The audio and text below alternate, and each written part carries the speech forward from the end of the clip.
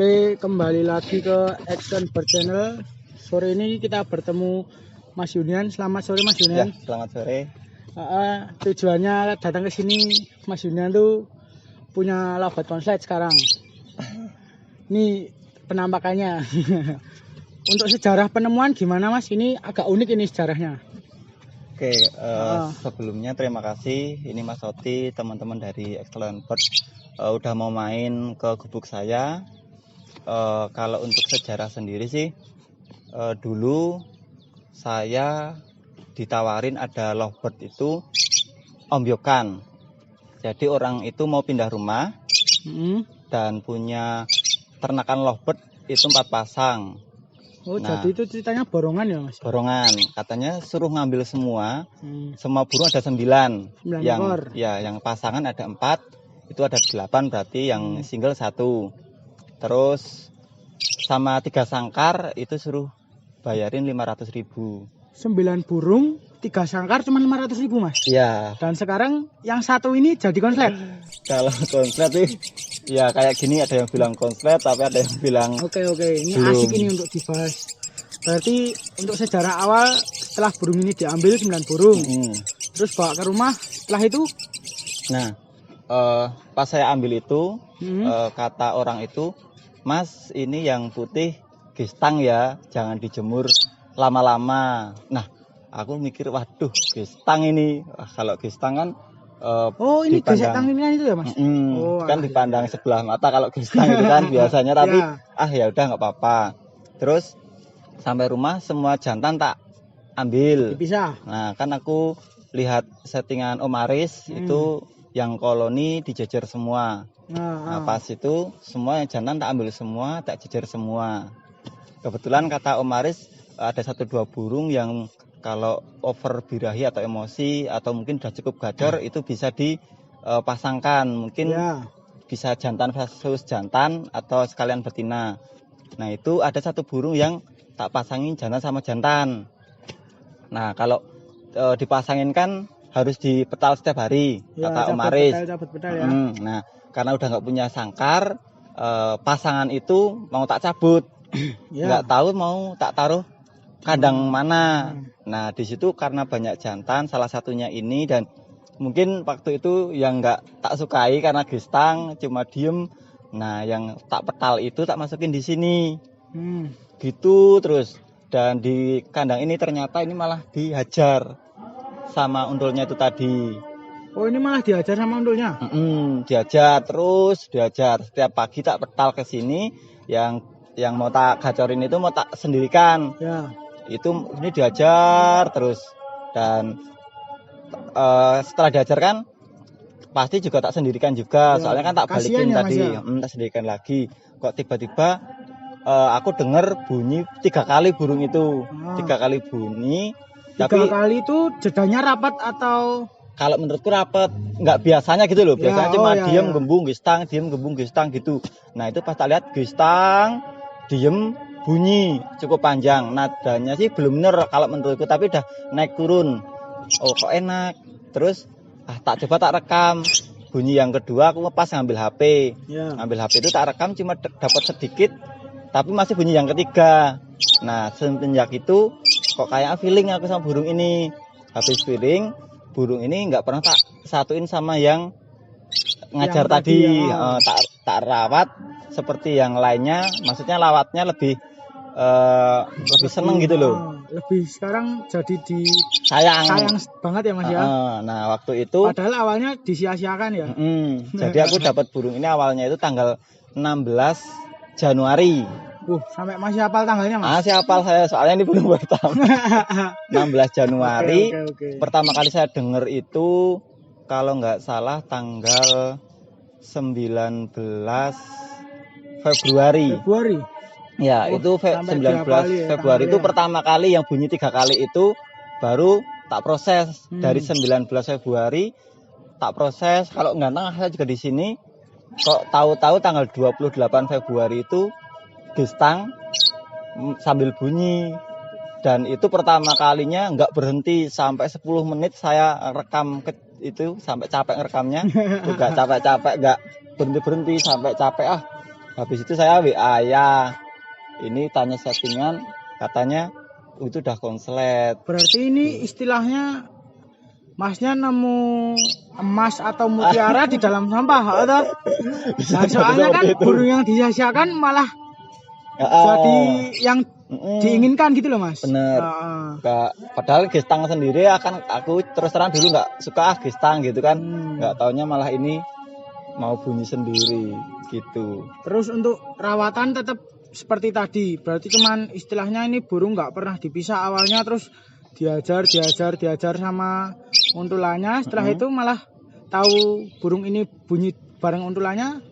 Terus hariannya gimana?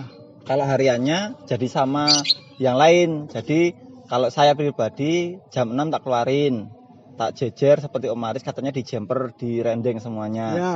Nanti kalau Pak saya sendiri sih, kalau pakan saya keluarin, terus tak semprot embun, airnya tak ganti baru, dah tak biarin di situ biar mandi sendiri atau enggak terserah. Berarti ini setiap hari mandi sendiri, berarti kemauan burungnya mau mandi atau enggak mandi terserah burungnya? Tergantung cuaca. Kalau cuacanya itu dari jam 6 terus jam 7 itu keluar panas, itu biasanya mau mandi. Tapi kalau dari jam 6 mendung sampai jam 8, jam 9 mau nggak mau tak mandiin sedikit, tak spray sedikit, ya? tetap tak spray, tak pancing, baru tak angin-anginkan di atas sini atau tak jemur di atas sini. Terus untuk pakan harian sama extra foodingnya apa? Pakai jagung, kangkung atau dan lain-lain? Kalau pakan sih emang karena ini dari dulu nggak terlalu suka, terus gestang juga. Kalau gestang kan biasanya cenderung over birahi. Ya, nah itu mending birahinya. Tak milad putih, ini sampai sekarang pun masih putih. Kalau EF karena emang mungkin emosinya masih tinggi, mau tak turunin pakai timun. Jadi harian timun sama milad putih terus gitu. Nanti kalau udah sore tak jadiin satu di bawah, tak rendeng lagi di bawah.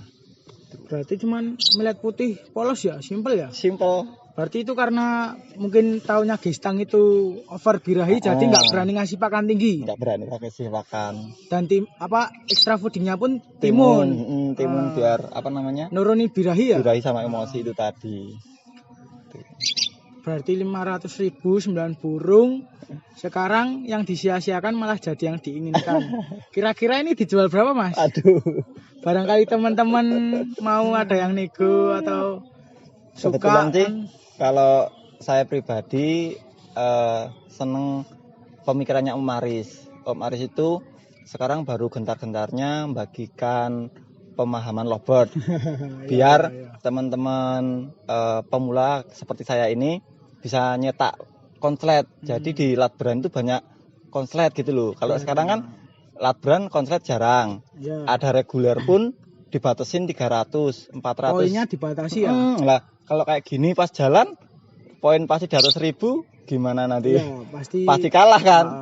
Nah itu terus kalau beberapa sih kemarin udah ada yang mau nanyain, ada yang membeli 5 juta, ada yang di Facebook nggak kenal tiba-tiba WA komen 2 juta Om, langsung. Tawaran terakhir 5 juta yang tertinggi berarti. Paling tinggi 5 juta. Berarti ini 6 juta saya bawa nggak apa-apa no? Aduh. Ya toh. Kan burungnya tetap di rumah no. Nanti kalau kangen ya main ke sana gantang bareng. Udah dulu. Loh, kan tawaran tertinggi 5 juta. Saya naikin 1 juta. Tetap belum. Soalnya memang pengen punya konslet biar bisa nganteng bareng. Ini tadi untuk bercanda aja Mas yo. Biar yang lainnya tambah semangat loh teman-teman Lovebird Mania yang pengen punya konslet. Ini Masnya kan salah satu contoh istilahnya burung yang disia-siakan, istilahnya nggak semua orang tahu. Malah istilahnya jadi konslet. Bener. Jadi yang diinginkan. Padahal pikirannya kan wah ini yang setiap harinya digarap, setiap harinya dipisah. Itu yang diinginkan, tapi malah yang tersia-siakan malah yang jadi ya kan. Nah itu yang biasanya orang jadi mikirnya konslet itu jatuhnya ke nama hoki atau rezeki. Tapi sebenarnya itu ada prosesnya. Mungkin terlalu tinggi, terus ada untulannya yang nggak akur, emosinya naik. Jadi mungkin birahi sama emosinya jadi seimbang terus setiap hari. Mungkin itu yang buat gacor sama sampai minor proses gitu. Yang tidak disengaja. Tapi kalau orang-orang lain bilang itu biasanya rezeki. Tapi sebenarnya itu ada prosesnya gitu.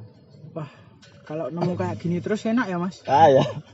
Kalau ada yang nawar 5 juta terus ya tak kasih terus kalau nemu setiap hari. Lah ya 6 juta ini enggak 5 juta loh ini.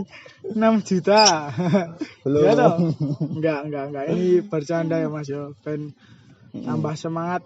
Pokoknya ya istilahnya biar teman-teman lainnya Lovebird Mania pada semangat, pada gencar terus. Bener. Biar istilahnya apa ya?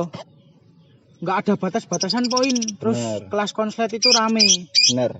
Jangan kalah sama yang lainnya ya toh. Lovebird Mania itu banyak. Soalnya pengalaman kemarin Om pertama kali ini jadi itu tak gantang di tanggal 1 Maret kan 28-nya itu kayak gini tadi. Itu emang kerjanya belum mau jalan soalnya 1 menit akhir baru mau jalan sampai akhir itu poinnya cuma 500. Nah, pas hari berikutnya saya mau gantang di hari Selasa itu di Jogja ada.